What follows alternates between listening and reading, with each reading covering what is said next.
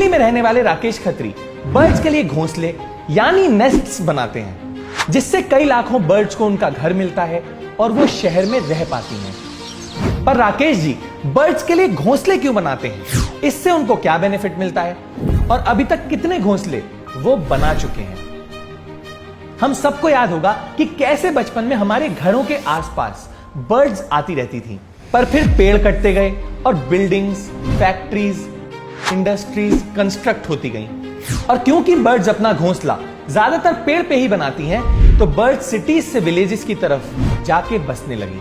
हम सब ने इस प्रॉब्लम को नोटिस किया, पर राकेश जी ने इस प्रॉब्लम को सिर्फ नोटिस ही नहीं किया, बल्कि इस प्रॉब्लम को सॉल्व करने की रिस्पॉन्सिबिलिटी उठाई। मेरा बचपन पुरानी दिल्ली की गलियों में बीता। मकानों के अंदर खूब झरोकेदार मकान होते थे, हवा के आने जाने के लिए छोटे छोटे रोशनदान भी होते थे, जिनसे अच्छे अच्छे बर्ड्स अंदर आके अपने घोंसले बनाया करते थे। पंखों के जो कोठर होते हैं उसमें और स्विच बोर्डों के अंदर घर बनाया करती थी। तो मेरे घर के बड़े बूढ़ों की पहली इंस्ट्रक्शन यही होती थी कि पंखा ज्यादा नहीं चलाओगे, अगर चिड़िया कट गई तो तुम्हारे कान काट दिए जाएंगे। और तब से ही राकेश जी ध्यान देने लगे कि उनकी वजह से किसी भी चिड़िया को कोई भी नुकसान ना पहुंचे। पर फिर जब राकेश जी पुरानी दिल्ली से अशोक विहार जाके शिफ्ट हो गए, तो उन्हें एक बहुत बड़ा चेंज एक्सेप्ट करना पड़ा। अशोक विहार में जहाँ पहुंचे तो हमने धीरे धीरे देखा डेवलपमेंट इतनी तेजी से शुरू हो गई थी, पेड़ कटते जा रहे हैं, मकान बनते चले जा रहे थे और चिड़िया दिखनी बिल्कुल बंद हो गई थी। मकानों में कोई भी ऐसी जगह नहीं होती थी जहाँ चिड़िया अपना घर बनाए। अब क्योंकि राकेश जी का जुड़ाव बचपन से ही चिड़ियाओं के साथ काफी था, तो उन्होंने डिसाइड किया कि वो बर्ड्स को वापस बुलाने के लिए खुद अपने हाथों से घोंसले बनाएंगे। तब तक साउथ से हरा नारियल पीने के लिए बहुत दिल्ली में आने लगा था और मैं जगह जगह देखता था कि ढेर लगे रहते थे, लोग पी के उसको फेंक जाते थे। तो एक दिन हमारे ग्रुप ने एक छोटा सा प्रोग्राम बनाया, हम 10-12 नारियल वहाँ से उठा के ले आए, उसके मुंह को थोड़ा सा बड़ा करा, उसके अंदर खूब सारे अखबार डाल दिए, उसके चारों तरफ एक फेविकोल की हल्की सी लेयर और आटे की लेई मिला के बनाई और उसके ऊपर कूलर की जो साइड की घास होती है वो चिपका दी, उसको सुतली से बांधा, उसके आगे एक दातुन का ऐसे डंडी सी लगा के और उसको हमने पेड़ के ऊपर टांग दिया।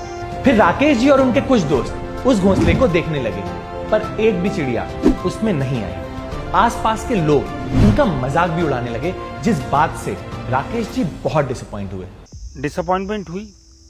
लोग कहते थे अरे भाई चिड़िया अपना घर खुद बनाती है, आपके बनाए हुए घर में क्यों आएगी। बड़ा बुरा लगता था, लेकिन मन में यह था कि नहीं, ये करना तो है।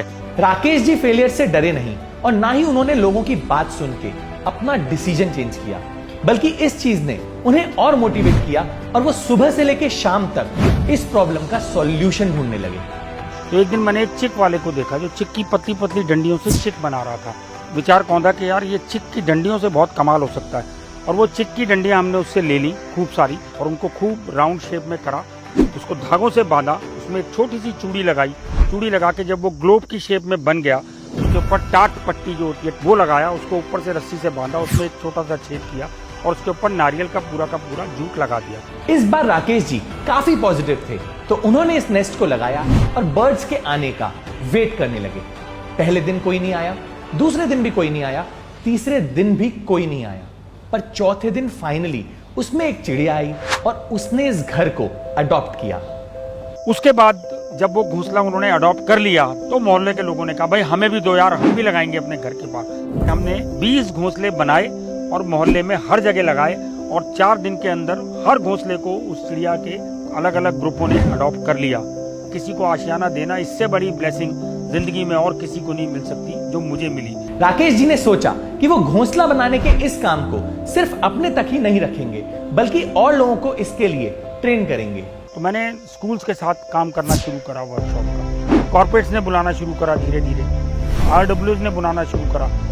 80 साल से लेकर के 6 साल तक के बच्चों ने हमारी वर्कशॉप अटेंड करी और सबसे ज़्यादा खुशी उनको तब होती है कि आपके बनाए हुए किसी आशियाने के अंदर किसी दूसरे ने आके अपनी जगह बनाई, उसमें अपने बच्चे दिए, बच्चे देने के बाद जब उड़ गए तो दूसरे किसी पंछी ने उसको अडॉप्ट कर लिया। राकेश जी अभी तक 2,50,000 बच्चों, बड़ों और बूढ़ों को घोंसला बनाने की ट्रेनिंग दे चुके हैं, जिससे कुल मिला के 1,25,000 घोंसले उन्होंने खुद या फिर उनकी ट्रेनिंग की वजह से बनाए गए हैं। अभी इस साल वर्ल्ड बुक ऑफ रिकॉर्ड ने उसके अंदर हमारे 1,25,000 घोंसलों का सर्टिफिकेशन जारी किया है। लिम्का बुक में 2 बार हमारा नाम है। हाउस ऑफ कॉमन्स लंदन के अंदर हमें ग्रीन एप्पल अवार्ड मिला, जो कि स्पैरो कंजर्वेशन के लिए बेस्ट था।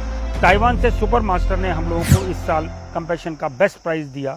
2019 में मैकमिलन कंपनी ने हमारी कहानी को पूरी चैप्टर के तौर पर छापा। जीते जी राकेश जी का नाम एक चैप्टर में आ गया जिसे बच्चे पढ़ते हैं। इससे बड़ी अचीवमेंट राकेश जी को कोई नहीं लगती। इसके बाद राकेश जी ने कई तरह के घोंसले बनाए, पर उनका सबसे स्पेशल जूस के वेस्ट टेट्रा पैक्स को रिसाइकिल करके बनाए, जिससे दुनिया में वेस्ट रिड्यूस हो सके। Isn't that amazing? Also Rakesh ji की स्टोरी ने हमें काफी इंस्पायर किया, इसीलिए उनकी स्टोरी हम आपसे शेयर कर रहे हैं। This is not a paid promotion.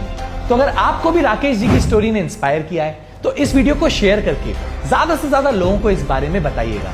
Also अगर आपको राकेश जी से कांटेक्ट करना है तो आप उनसे इस ईमेल आईडी पे कांटेक्ट कर सकते हैं। That's it for this video. See you next Wednesday. हम ऐसे ही एनवायरमेंट अवेयरनेस पे फिल्म्स बनाते हैं, तो अगर आप एनवायरमेंट को लेके थोड़ा सा भी सीरियस हैं और उसे सेव करना चाहते हैं तो आप इकोफ्रीक्स नाम के फेसबुक ग्रुप को ज्वाइन कर सकते हैं। इसमें हम ऐसे लोगों की कम्युनिटी बनाना चाहते हैं जो एनवायरमेंट के बेटरमेंट के लिए कुछ कर रहे हो। तो अगर आप किसी ऐसे को जानते हैं या आप खुद कुछ ऐसा कर रहे हैं तो आप इस ग्रुप में जाके पोस्ट कर सकते हैं, सो दैट और लोगों को इसके बारे में पता चले। लिंक डिस्क्रिप्शन में मेंशन है। Thank you and take care.